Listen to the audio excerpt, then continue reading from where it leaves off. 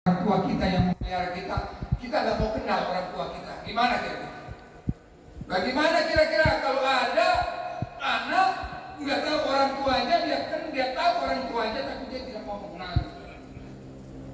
Walau itulah anak durhaka. Gak sama kita manusia. Kita diciptakan, dipelihara oleh Allah. Tidak ada satupun urat nadi kita, peredaran darah kita, jantung kita, paru-paru kita, semuanya jalan begitu otomatis. Apakah itu jalan begitu saja? Tidak mungkin, pasti ada yang menjalankan. Pendengaran kita, penglihatan kita, semuanya dengan sempurna. Sampai batas waktu umur kita yang ditentukan. Maka dari itu dirimu ini penting, diri kita ini. Dengan kita banyak beribadah, kita banyak beramal soleh untuk kepentingan rohani kita. Kenali rohanimu, jangan kau kenali jasmanimu saja. Apa saja diambil oleh jasmani, dia minum, dia akan keluar menjadi air kening. Apa saja yang dimakan jasmani, dia akan keluar dari kotoran.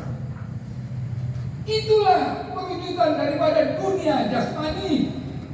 Tapi rohani kita, dia akan mengeluarkan hal-hal yang positif, yang baik. Bercerminlah dengan binatang. Allah menciptakan apa? Yang menciptakan madu apa? Lebah. Bayangkan, bercermin. Apa yang dimakan mengeluarkan madu. Bahkan air liurnya adalah bisa membuat lilin. Itu kita diperintahkan. Madu, lebah tidak akan makan makanan yang jelek, makanan yang bau, tidak akan. Begitupun kita. Siapa saja yang makan dengan makanan yang halal, maka keluar dari mulutnya sesuatu yang hikmah, yang baik. Tidak akan keluar bahasa-bahasa yang tidak bermanfaat, menggibah apa semua tidak akan keluar. Dia akan keluar. Itulah muslim, sesungguhnya muslim adalah orang Islam. Apa yang dimakan diperintahkan makanan yang halal. Keluar dari mulutnya juga mulut dari bahasa-bahasa yang baik, yaitu saling menasihati, saling mengingatkan, saling mengajak kepada kebaikan. Ini muslim. Ini tidak kita biarkan makanan-makanan yang masuk dalam mulut kita sesuatu yang tidak, apakah haram, apa halal, tidak mensikat. Dan kita tidak jaga mulut kita, yang keluar dari mulut kita itu yang diminta pertanggungjawaban. Maka dari ini wajib sebelum kita innalillahi, kenali dulu dirimu. Itulah kalau kita mengenal diri kita, maka kita akan menjadi hamba. Kenapa kita nggak mau jadi hambanya Allah? Karena kita tidak mengenal diri kita. Kita mengakui diri kita, kita hebat. Kita merasa sombong, kita merasa pintar, kita merasa kuat, kita merasa segala-galanya. Akhirnya apa yang terjadi? Membuat hati kita menjadi keras. Hati kita menjadi mati hati kita. Kita tidak melihat lagi mana yang haram, mana yang halal. Hingga apa? Malas kita beribadah kepada Allah Subhanahu wa taala. Malas kita melakukan amal-amal soleh. Ini majelis zikir ini luar biasa. Karena perintah Allah Subhanahu wa taala, ingatlah akan aku bahwa aku juga akan mengingatmu. Siapa yang mengagungkan aku di dunia, insya Allah Allah pasti membalas. Jangankan setiap kalimat kita mengagungkan Allah, kalimat zikir, maka semuanya pasti dibalas yang tidak terhingga oleh Allah Subhanahu wa taala. Karena tugas kita di dunia selain mengabdi kepada Allah adalah mengagungkan Allah. Tugas kita di dunia adalah untuk mengingat Allah. Dengan apa? Dengan zikir. Kalau nggak ada zikir, bagaimana kita mengingat Allah? Waktu kita sangat sempit. Roh kita hidup selama-lamanya, sementara kita melupakan roh kita.